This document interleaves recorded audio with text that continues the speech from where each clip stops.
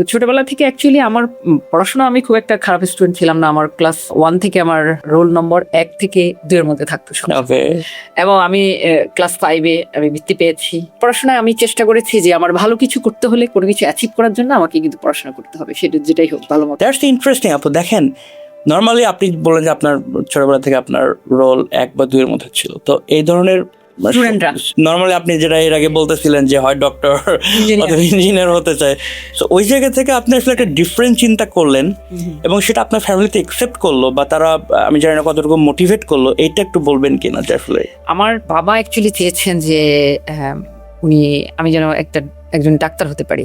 হ্যাঁ, আমি তো সায়েন্স স্টুডেন্ট ছিলাম প্রথম দিকে, কিন্তু আমার ভেতরের যে একটা অন্তর্জগতের যে একটা মন, এটা ছিল যে আমি ওই যে একটা রুমের মধ্যে রিসার্চ করা, আবদ্ধ হয়ে যাওয়া, হ্যাঁ, সেটা আমি চাইতাম। আমার মনটা সবসময় ছিল যে বহির্গামী, যেটা ওকে, হ্যাঁ, যে আমি দেখবো। কারণ আমি সবসময় ফিল করতাম জীবনটা তো খুবই অল্প সময়ের জন্য, আমরা পৃথিবীতে এসেছি ভ্রমণ করার জন্য, আবার আমরা চলে যাব।